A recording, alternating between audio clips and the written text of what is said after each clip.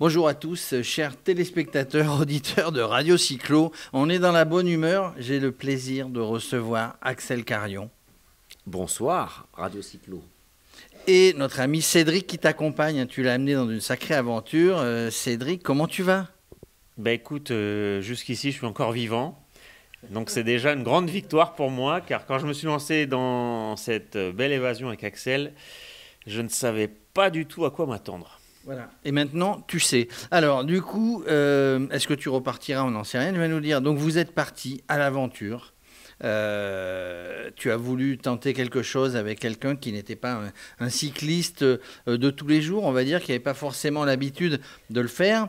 Ouais. Donc, vous êtes parti à l'aventure il y a presque 15 jours, quelque chose comme ça. Et vous avez voulu traverser toutes les régions de France. C'est un peu ça le principe de départ.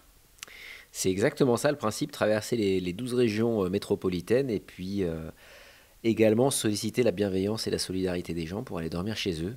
Donc on a fait des grands sauts de puce à vélo avec Cédric pour aller à la rencontre des gens et de la communauté cycliste.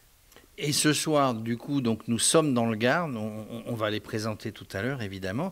Vous êtes arrivés, c'est des gens que vous ne connaissiez pas plus que ça avant. Bon, il y a une histoire, hein, ça part du Nord, tu vas nous raconter ça peut-être, mais du coup, vous êtes retrouvés, donc on n'est pas loin d'Uzès, on n'est pas loin de Nîmes, on arrive presque à la fin de l'aventure. Il reste, ça fait 16 jours que vous êtes partis, 16 étapes, et vous avez réussi quasiment tout le temps. Tu parlais de solidarité, à trouver des gens pour vous héberger, pour raconter des belles histoires de vélo, pour passer des belles soirées autour du vélo. Alors effectivement, le pari qui était un peu fou parce qu'on est quand même en période de Covid et en période de couvre-feu et certains départements, paraît-il, de confinement. On pensait qu'on allait vraiment galérer pour être logé et au final, c'est l'inverse qui s'est produit parce que là, on est sur la 16e étape ce soir, donc on n'est pas tout à fait à la fin. Et au total, on a passé 13 étapes chez l'habitant, dans des conditions d'accueil qui sont, il faudra voir le film pour ça, mais qui sont invraisemblables et indescriptibles, parce que ça a été des expériences uniques et des échanges avec les gens à bâton rompu sur la thématique du vélo, bien sûr, mais plus largement de l'aventure et puis du contexte actuel qu'on traverse, parce que les profils des gens qu'on a rencontrés, en plus, c'était super riche, ça venait de... il y avait des étudiants, il y avait des personnes âgées, il y avait des trentenaires, ça venait vraiment de profils très très variés. Et on a un panel de couleurs là qui s'est dessiné sur cette expédition. Pour moi, c'est probablement une des plus belles que j'ai pu réaliser là. On voit, il a les yeux qui brillent, hein, donc ils sont partis, ils ne savaient pas où ils allaient dormir, ils ne savaient pas où ils allaient manger, et tu as voulu partir avec, amener Cédric, hein, vous êtes deux bons amis, lui il ne savait pas, d'habitude, Il tremble. il en tremble encore, hein, d'habitude il est sur les plateaux de France Télévisions à nous parler de sport, hein, donc c'était pas que de la théorie finalement, ce coup-là, Cédric, il a fallu que tu avais fait un peu de vélo évidemment, mais il a fallu s'y mettre quand même. Oui, oui, oui, parce que moi, mon expérience avec le vélo, elle date de moins d'un an en fait. Mon tout premier vélo de route, je l'ai acheté au mois de mai dernier. J'ai roulé un petit peu, mais rien de comparable à ce qu'on fait actuellement en fait. Ça passait de quelques centaines de kilomètres à vélo en 2021 à plus de 3000. Sur le papier, ça m'a fait très très peur quand Axel me l'a présenté le projet, mais je lui ai fait suffisamment confiance pour me lancer comme ça dans cette aventure. Et jusqu'ici, ça s'est quasiment déroulé à la perfection, même si il y a eu des moments très très difficiles. Mais je suis heureux d'avoir pu participer. Maintenant, surtout, ma préoccupation, c'est de surtout le terminer, car on approche de la fin. Mais pour moi, tout cet environnement, c'est quelque chose d'inconnu, contrairement à Axel. Et j'ai besoin de passer, entre guillemets, la ligne d'arrivée pour me rendre compte réellement de ce qu'on vient d'accomplir. Pour être sûr que ça soit terminé. Alors, tu es journaliste aussi, donc tu as filmé, tu as regardé de l'intérieur comment ça pouvait se passer. Vous préparez un docu, c'est ça? Ouais, c'est ça. En fait, la différence avec Axel, c'est qu'Axel, c'est son métier d'explorer à vélo. Moi, c'est quelque chose d'inconnu. Et mon rôle dans cette expédition, c'est aussi d'apporter un peu ma patte de journaliste, puisque notre objectif, au-delà de traverser la France et de rencontrer des gens, c'est de produire un documentaire pour raconter justement tout ce qu'on a pu vivre et essayer de le partager avec le plus grand nombre. Donc c'est pour ça que j'ai emmené du matériel vidéo. Axel aussi a du matériel vidéo pour essayer de couvrir toutes les facettes de cette aventure. Et à la fin, oui, c'est l'objectif de raconter toutes les péripéties qu'on a eues, toutes les magnifiques rencontres qu'on a faites à travers un documentaire. Et alors donc, Axel, toi tu es un peu au courant de ce genre de randonnée, on va dire. Tu en organises à longueur d'année. Tu fais aussi des reconnaissances, c'est toujours sur un vélo finalement.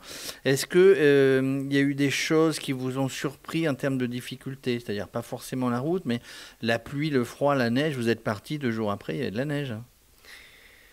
Mais ça a été un peu les 12 plaies d'Égypte, hein. C'est-à-dire qu'on a tout pris. En termes de conditions, il faut lister la neige, le froid, le vent, la pluie, les tempêtes, le bivouac sauvage dans les abribus. On a tout eu, je pense, et c'est ça aussi la France. Là, on a pris le parti et l'engagement d'aller sur cette expédition et s'y engager alors qu'on est en plein hiver et que techniquement, c'était quand même compliqué de passer dans certains endroits.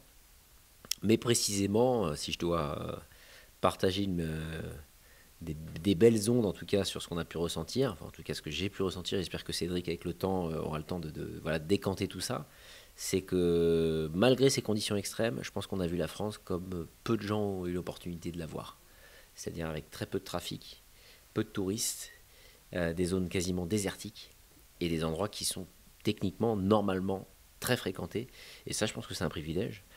Et qu'une fois qu'on est sur l'endroit et qu'on découvre ces régions, en plus on est passé quand même dans des endroits assez reculés, c'est un privilège d'y être à vélo. Et pour moi, encore une fois, je pense que c'est une des plus belles expéditions que j'ai pu réaliser, d'explorer mon propre pays. Certes, pas la meilleure saison, mais ça laisse des souvenirs, des embruns qui sont juste uniques. Et j'encourage les gens à prendre leur vélo vraiment et à y aller pas forcément à la haute saison où il y a tous les touristes et tout le monde qui part, mais au contraire à aller chercher les chemins isolés dans les saisons reculées, dans les basses saisons, parce que ça a quand même un plaisir et un cachet très particulier.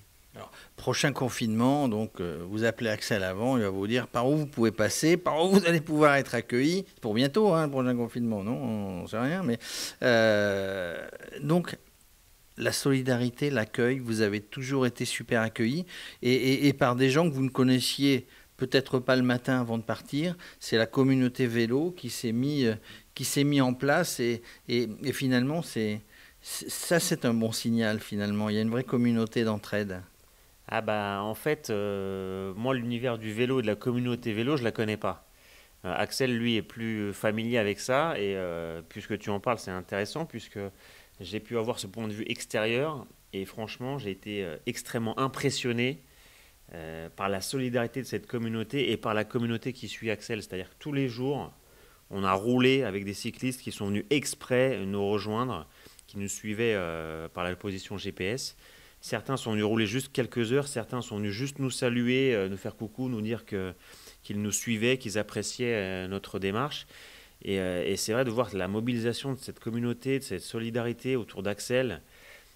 C'était vraiment très impressionnant à suivre. Et même le soir, lorsqu'on a été hébergé aux 4 coins du pays, avec des gens qui suivaient Axel et notre belle évasion, on a toujours été accueillis comme des rois, avec un accueil super chaleureux et bien loin en fait du contexte actuel, c'est-à-dire que ça rentrait en totale contradiction avec cette pression qu'il y a autour de la crise sanitaire et l'accueil qu'on recevait des gens où en fait ce sujet du Covid-19 n'était jamais mis sur la table, sauf si évidemment quelquefois de par ma position de journaliste et pour avoir ce point de vue dans le documentaire, je le mettais sur la table, mais si c'était pas induit dans la discussion, dans ce que je demandais aux gens, on échangeait uniquement sur l'aventure, sur la bonne humeur, sur le plaisir de partager ces moments tous ensemble.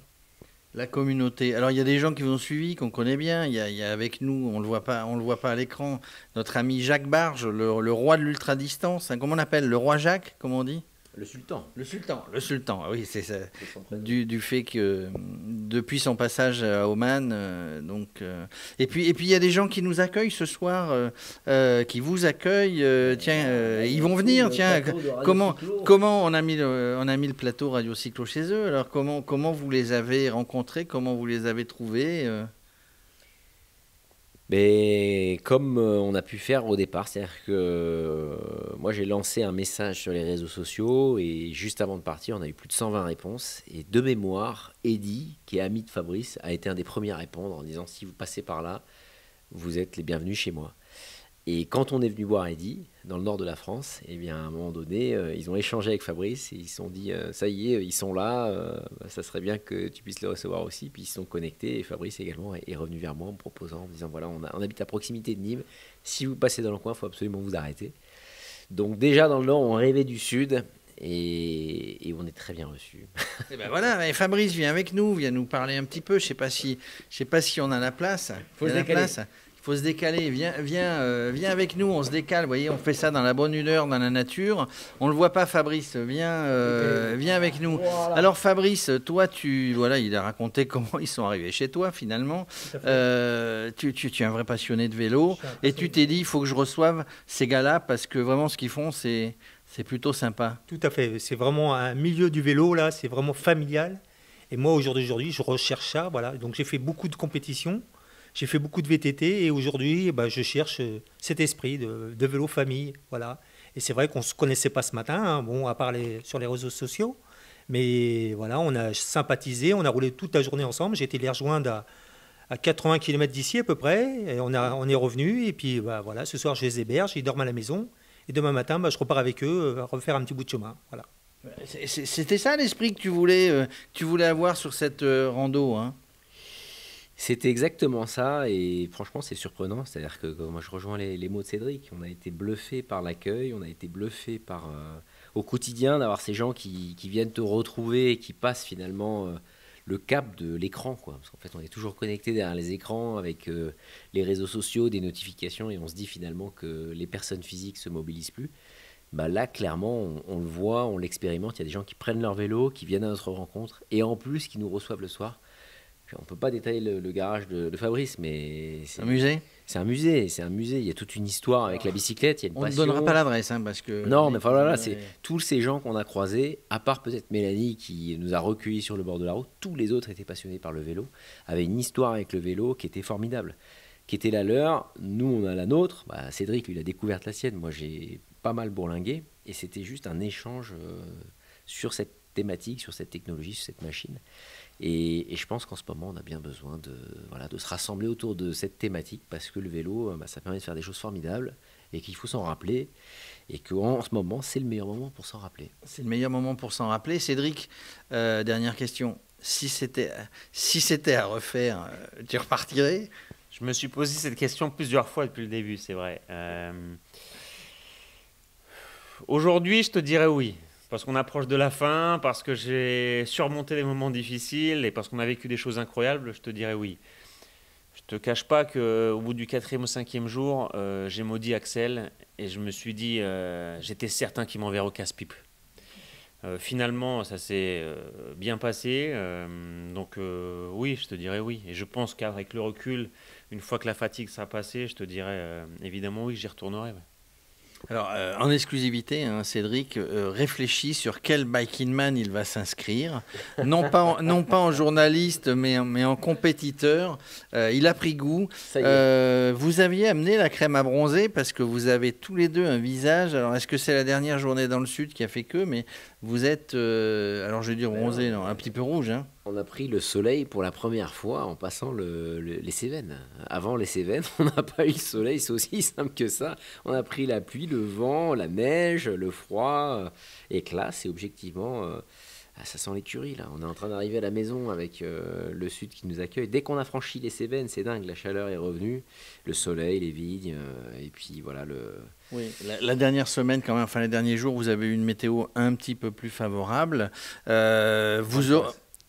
Vous aurez quand même des excellents souvenirs. Tous les gens que vous avez croisés aussi, vous leur avez laissé, j'imagine, d'excellents souvenirs, des souvenirs humains, des souvenirs géographiques, nature. Vous êtes passé dans des paysages merveilleux, j'imagine. Voilà, c'est l'esprit vélo, c'est l'esprit Biking Man, même si ce n'était pas Biking Man là, c'était Axel Carion et sa bande, les oiseaux migrateurs, les deux, et puis tous les gens qui ont bien voulu se raccrocher à ces deux oiseaux migrateurs et puis les aider, les recueillir entre guillemets, et puis faire un petit peu de vélo avec eux dans la convivialité. C'est le cas de ce qui s'est passé aujourd'hui dans les Cévennes et dans le Gard. Merci messieurs, c'était bien sympa de venir pour nous donner ce témoignage. Et ben oui, moi je suis pas venu à vélo comme d'habitude, hein, mais pour amener le matériel audiovisuel. Non mais je leur ai dit, mesdames et messieurs, je leur ai dit que je sentais bien le coup venir pour l'année prochaine et que je sens bien Axel Carion essayer de m'enrôler dans une aventure pareille, mais je ne suis pas Cédric. Il y a une grande différence entre France Télévisions et Radio Cyclo. Je n'irai pas. Et voilà, vous êtes prévenus d'avance. Mais je vous suivrai dans beaucoup d'autres aventures. Tu vas changer d'avis. Tu vas mettre un petit peu plus de temps parce que tu es plus âgé, donc tu as toutes tes certitudes. Tu vois. Mais une fois que tu auras franchi le pas, voilà. Allez.